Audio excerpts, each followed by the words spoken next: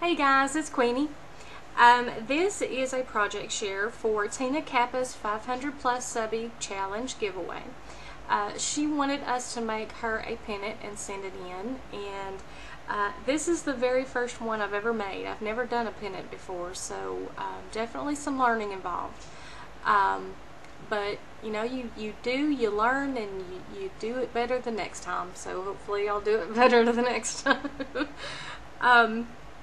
Just really quickly, I just have some seam binding that I got on clearance at Hobby Lobby and just stuck that on there. And a few little buttons to hide the big huge mess that I made here on the corners when I was piecing this together. And some just really pretty lace. Thought it went well. It's kind of pleated. And then this flower down here is layers of lace and tulle that I got from Olga Vasquez here on YouTube, and also got these little blings here from her as well.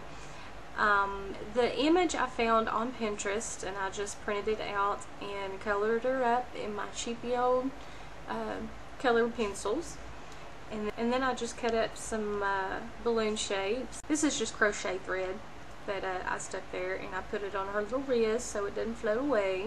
In the background here, I just went ahead and just pinked it up a little bit and roughed it up and distressed it. So I'm going to go ahead and put a link in the description box for Tina Kappa's 500 plus subby giveaway, and I hope everyone goes and checks it out and participates, and have an awesome day. Bye!